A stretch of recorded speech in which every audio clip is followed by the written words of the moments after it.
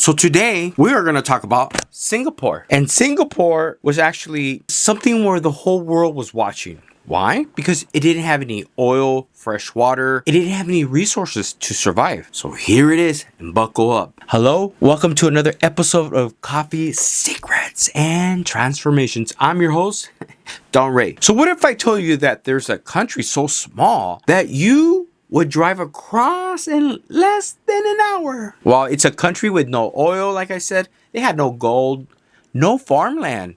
So they didn't even have fresh water to supply their own people. So how did they do it? So 50 years ago, many experts believed that this little tiny nation would collapse. Yeah. So some even predicted it would become another failed state. Today, it's one of the most richest countries on earth. Its citizens enjoy one of the highest standards of living in the world. Its airports is consistently ranked among the world's best. Its ports is one of the busiest on the planet. Crime is remarkably low. Corruption is also the lowest anywhere. So how did this tiny little island with almost nothing become an economic giant? The answer begins with one heartbreaking day. So on August 9, 1965, Singapore was separated from Malaysia. For many people, it wasn't just a celebration. It was a moment filled with uncertainty. I don't blame them, right?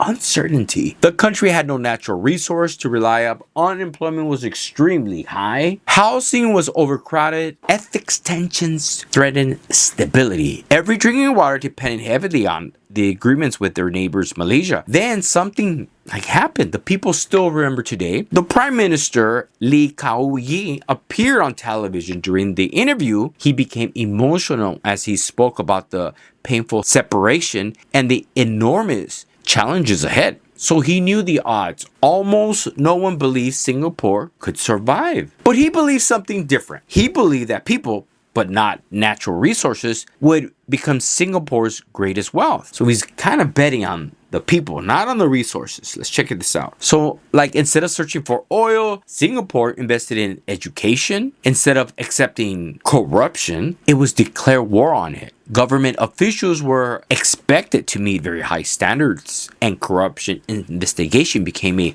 defining feature in public life. Business around the world noticed. Wow. For investors, trust mattered. Singapore worked to become a place where companies felt confident investing in the long term. So schools improved, universities expanded, and workers developed new skills. Slowly, something remarkable began to happen. So the world started coming to Singapore. The government understood one simple truth.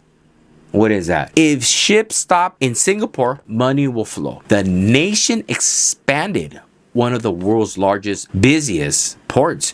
Factories appeared, banks opened offices, international companies established regional headquarters. Later, Singapore invested heavily in one of the world's most recognized airports. So then there are modern roads, reliable public transportation, and beautiful public spaces. Everything was planned with a long-term growth in mind. So within a generation, 10 years, transformation was extraordinary. The small island that many expected to fail had become one of the Asia's economy powerhouses. So economically, growth alone wasn't enough. The government wanted ordinary families to benefit. So large public housing programs gave many residents the opportunity to own houses. Parks were actually built, hospitals were expanded, and schools multiplied. So the neighborhood was carefully planned to support daily lives. Today, a large share of Singapore's population lives in government, development housing, which is often highlighted as one of the country's district's public policies. So visitors are often surprised by how clean, organized, and even efficient the city feels. But maintaining that image requires discipline and sometimes very strict rules. Singapore's success has never been without debate. Supporters point to a low crime, efficient public services, and strong schools and a thriving economy. So critics argue that some laws are too strict and have raised concern about freedom of expression and political competition. This tension has become part of Singapore's story. Can strict government produce long-term prosperity?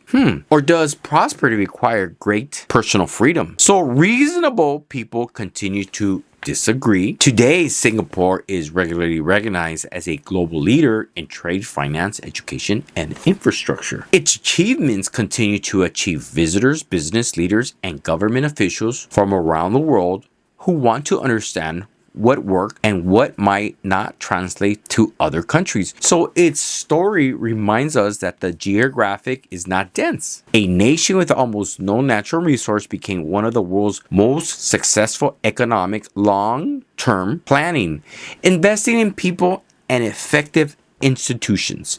So perhaps that's the biggest lesson of all. Sometimes the great resource a country possesses isn't buried beneath the ground. No, it's a vision to build a better future.